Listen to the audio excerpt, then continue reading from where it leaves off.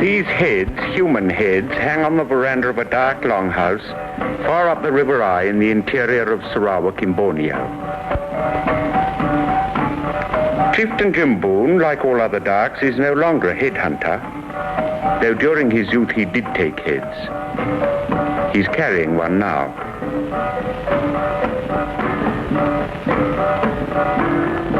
Heads like this, taken in the past, still have meaning for the modern darks. They're an echo of their history and part of their beliefs today. The bundle in front of his belt contains his magic charms, a boar's tusk, sacred stones, and other objects of pagan magic. He straps on his sword. His hands are tattooed. Only a man who had taken heads was in the old days allowed that privilege. He's making an individual, a personal offering to one of the heads he took himself. It's an offering to the past beliefs of the darks, beliefs that are changing.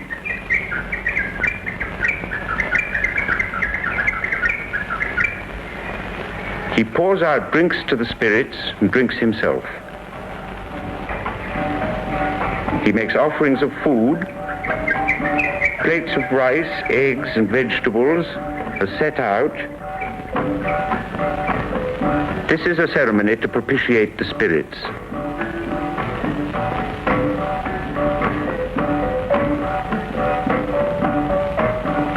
The spirits are generally thought of as living in the sky.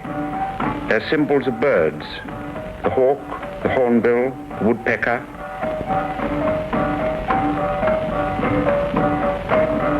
He puts the offering out in the open. He covers it with a cloth so that it can't be seen from below, but can be seen by the birds of omen in the sky above.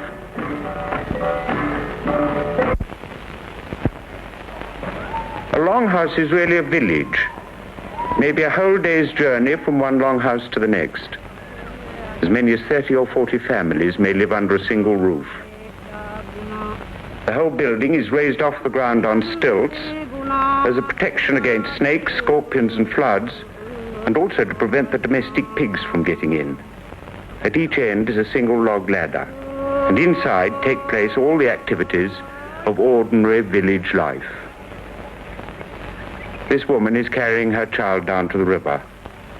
Children amongst the darks are carried for 2 or 3 years and suckled for even longer than that. The longhouse is always built beside a river.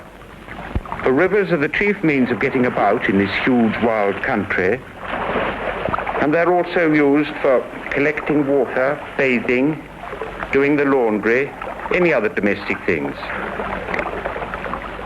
As far up the river as this, there aren't any crocodiles, though lower down there are, and so the people, while they're bathing, they're perfectly safe.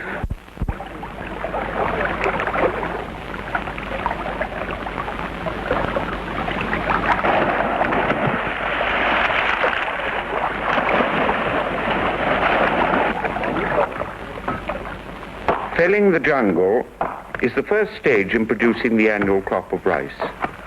For nothing is more important in dark life than rice. Each stage, felling the jungle, sowing the seed, and reaping the harvest, is celebrated with a religious festival. This work of clearing is done commonly. All the men of the longhouse join in. The farms eventually will be tended and cared for by individual families. Each year, new areas of jungle are cleared, and at the end of each season, the old farms are left to revert to the jungle, and they may be left to lie fallow for 10 or 20 years.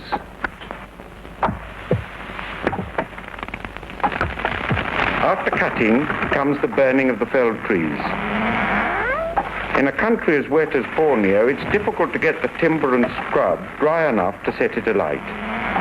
It obviously depends on a spell of dry weather, which is largely a matter of luck. Or, as the darks prefer to think of it, of having the spirits on their side. The whole success of a crop depends on having a good burn.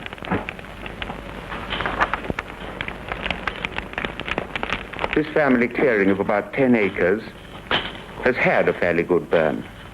so that at once the planting can begin. Again, it's a communal effort, and the whole longhouse joins in. The men walk in front, driving their long poles into the ground. It's called dibbling. They're making holes for the rice grains. A difficult job through all the half-burnt litter of branches and scrub that have been left lying about.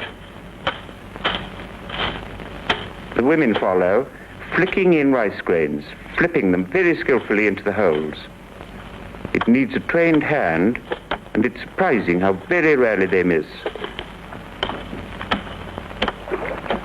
However far the rice fields are from the village, and it may be 10 miles, in the evening they all make their way home down the river. For miles the rivers may be calm and placid, then suddenly break into fierce rapids.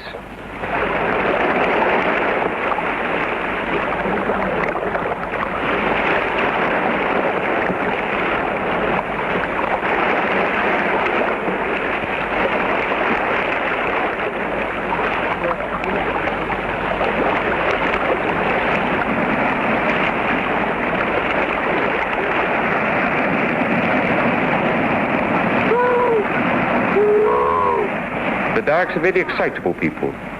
Here's a man dancing in the boat out of sheer exuberance.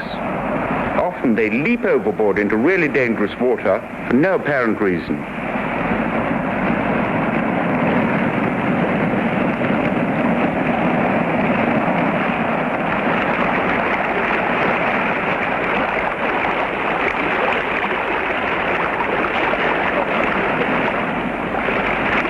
Every year, boats upset or crash into the rocks and people get drowned. There are whirlpools and strong undertows, and the river here is probably 10 or 20 feet deep. Doesn't seem to worry them as they go yelling and shouting with delight.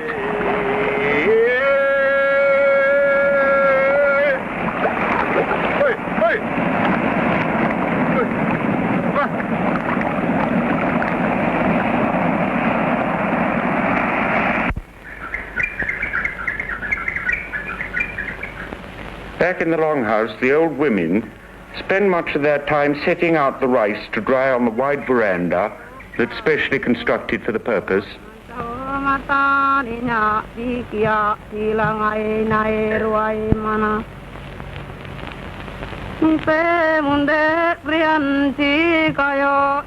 They must spread it quite thinly to let the sun get at it.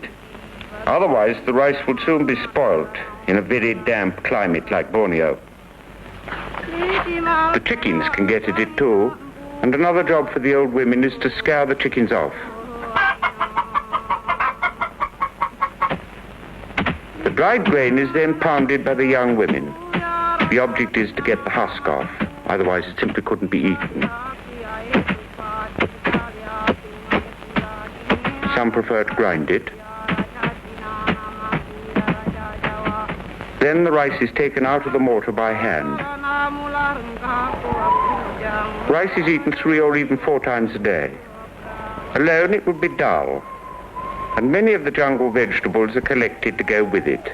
One of the most popular of these are bamboo shoots, which grow wild all over Borneo. The fresh shoot of a young tree like this makes a delicious vegetable, either raw or cooked.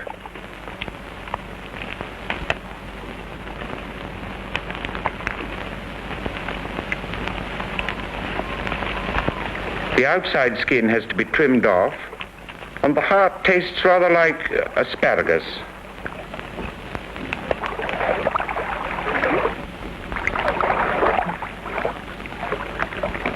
The river has fish, the jungle its game.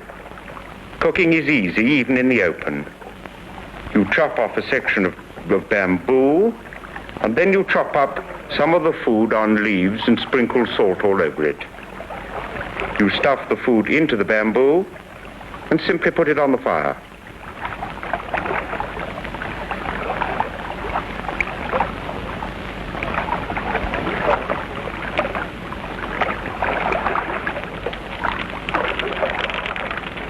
The green bamboo doesn't burn, but the food gets nicely cooked.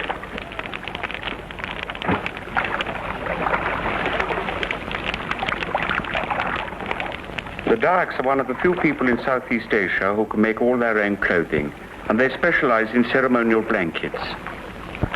They start off by collecting various leaves, either pineapple leaves or certain kind of palms, such as you see here, and this little girl is putting the leaf out in the river to get it clean. Meanwhile, her elder sister is preparing the dye. And her mother is stripping down some leaf that's already been cleaned with a fine wooden comb. The dye comes from the bark of a tree.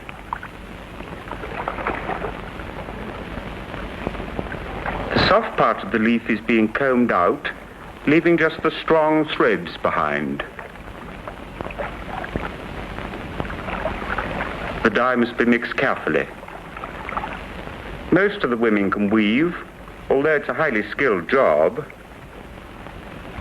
And here's one beginning to get a pattern going before she puts it onto the big loom.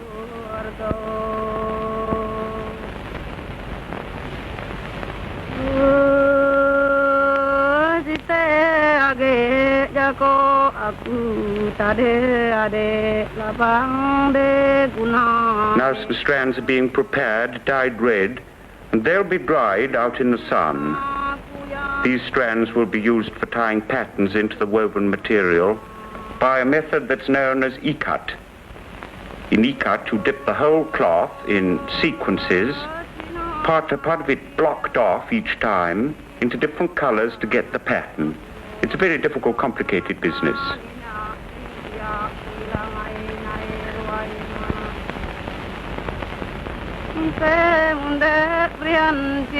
The weaver puts over her back a kind of halter, which enables her to pull the whole loom tight while she goes on working with her hands, throwing the shuttle from left to right.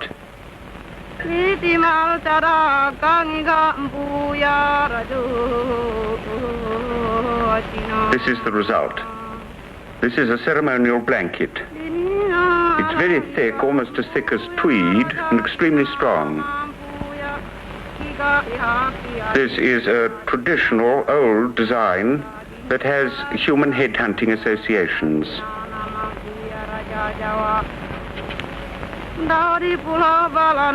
Nowadays, as you can see, new designs are creeping in. Someone seems to have seen a picture of the trooping of the color. Aeroplanes, too, are becoming symbols to replace the hawk and the hornbill as all-seeing eyes.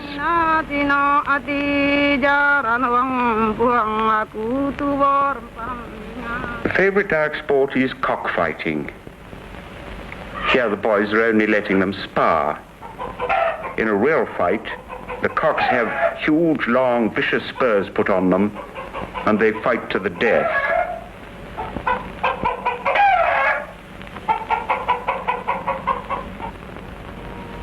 Being masculine and beautiful is very important amongst the Dayaks, especially the men. They're extremely vain, and I suppose they have more time to spare in beautifying themselves than the women. They do their hair in very elaborate, complicated styles, sometimes that take hours to complete. The whole body is decorated with all kinds of tattooed patterns. It may take a man as much as 10 or 15 years to get the whole set complete. The patterns are put on with a stencil cut out of dried leaf. Ink is made from soot and pounded leaf, and is then smeared over the stencil. It's pushed down onto the arm so that the pattern comes out on the flesh. This is quite difficult when the arm is round and the stencil is flat.